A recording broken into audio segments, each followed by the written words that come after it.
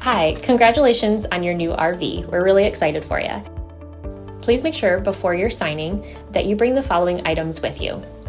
If you're a cash buyer, please make sure that you bring a cashier's check, no personal checks at time of signing, or you may bring actual cash. If you're a finance customer, please make sure that you bring proof of insurance listing your specific lien holder. If you need that information, please call us ahead of time. Also, make sure that you bring all valid driver's license of all persons that will be listed on the title. If you have a trade that you're trading in with us, please make sure that you bring your 10-day payoff as well as your title and all persons who will be listed on the title of that trade. Arrive 30 minutes early before your appointment time so we can properly inspect your unit, and also make sure that you have the fridge on and running prior to arrival. If you have any questions, please feel free to give us a call at 810-686-0710. Thanks so much. Have a great day. Hello, this is Mike with TradeWinds RV Center. Here to thank you again and congratulate you on the purchase of your Rockwood Mini Lite. You guys picked out a really cool little travel trailer. I'm going to show you how to get yourself all set up and ready for the camping.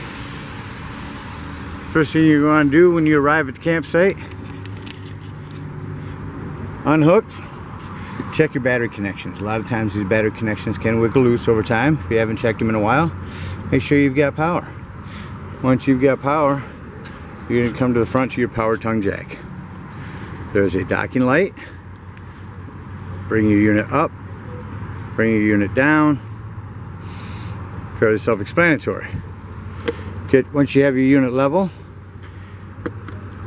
if for some chance you don't have power, there's this manual override and this jack that comes in your trailer to use in case you don't have power. Once your unit's level, the next thing you're going to want to do is put down your stabilizing jacks. Now remember, these are stabilizing jacks, not leveling jacks. Make sure your unit's level.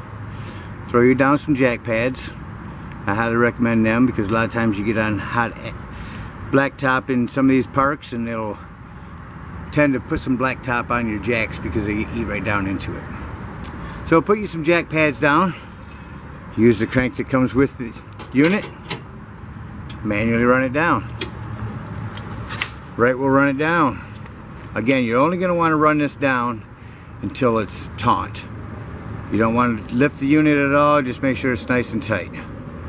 You can get an impact driver or a cordless drill, 3/4 inch socket, put it on the end of that, and you can run this down in a matter of seconds. After you put down all 4 leveling jacks, stabilizing jacks, next thing you want to do is you're going to want to hook up your power and your water. Coming to the off camp side of the unit, inside your storage bin is going to be your power. Simply hook this end up to the power here, plug into the camp. Now if the camp does not have 30 amp service, in your convenience pack is an amperage reducer. You can use this at home as well. Simply put that on here and you can plug your unit into any 110. Now remember, your AC will not work on a 110. You need 30 amps to at least run that. After your power is all hooked up, the next thing you want to do is hook up your water. Grab your water hose, plug it up to the camp's water, bring it over to your unit, and hook up your water pressure regulator. Now this is really important because you don't want the pressure coming from the hose into your unit. You want to be able to know that you have it regulated, not to blow your lines out in the unit. Simply hook up to the city water connect, turn your hose on. After you have your hose on,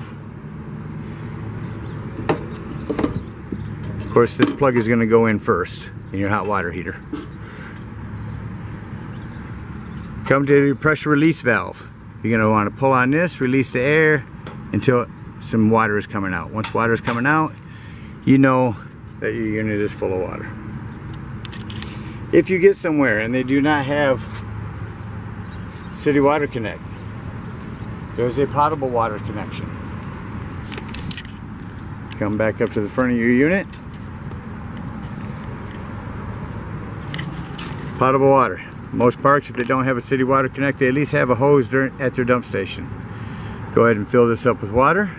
Again, use the water pressure or use the hot water heater to release the air from the valves, and you know that you've got water. When using this potable water, you're going to want to use your water pump inside. Do not use your water pump if you're hooked up to city water. No need for it, it's just for your potable water pump. After you have your water all hooked up and your power,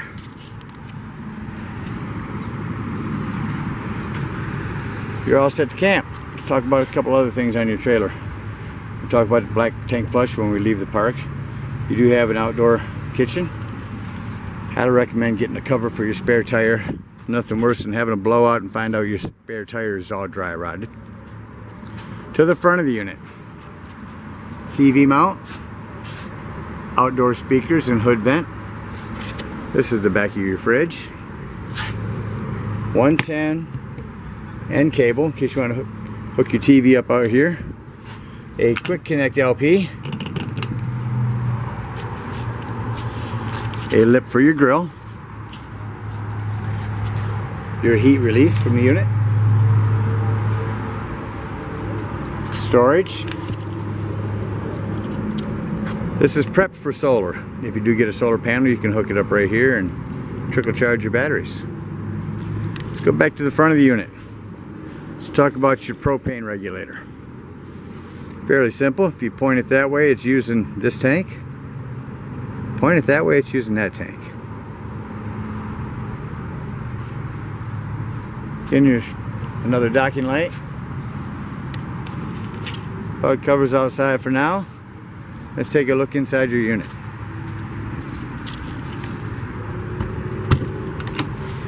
As we go inside, I want to turn and look at the awning. When you run your awning down, you want to run it until that flap is at 90 degrees. Once that flap is down, you know you've went far enough. Sometimes they'll stick to the upper side, so you can probably just reach up with a hand and pull it down.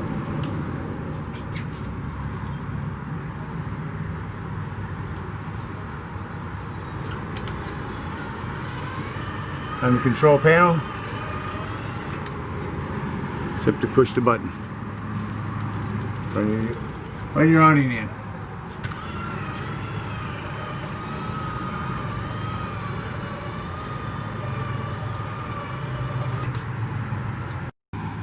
Now with our awning in, right inside the right to your door is your fire extinguisher. Next to the couch here is a charging station and a 110. Your storage, kitchen storage. 110 just inside the door with GFI.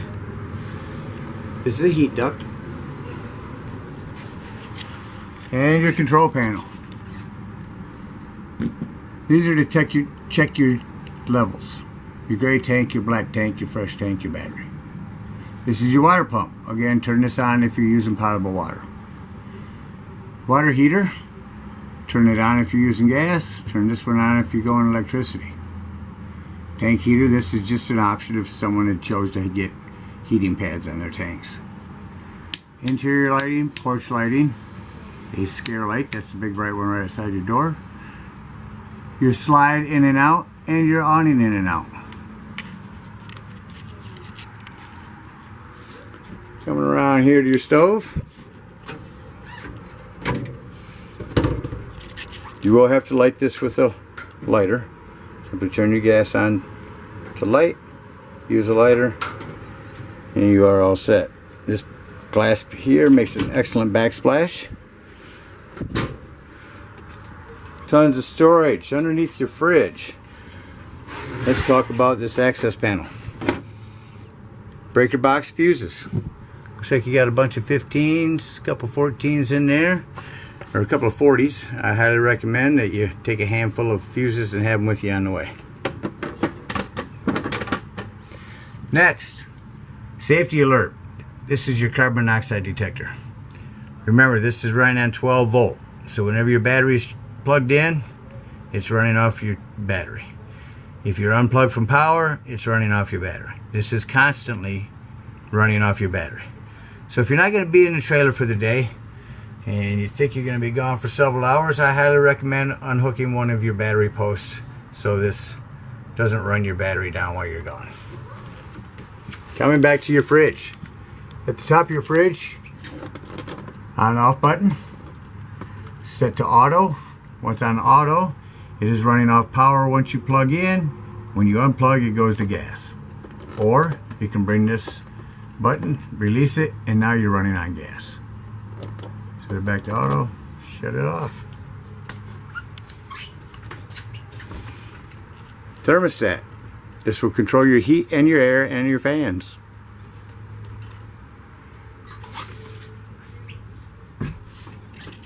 I mentioned you do have another 110 in the bathroom.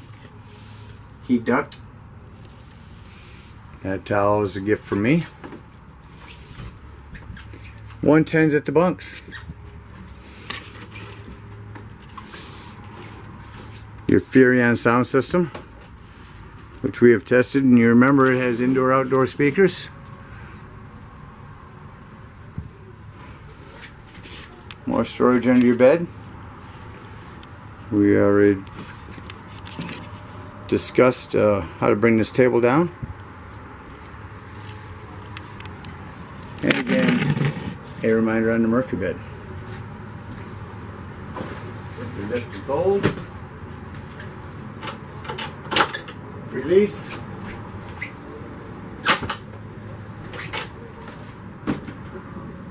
Drop down. These straps are simply to keep your bed made during the day. Put away.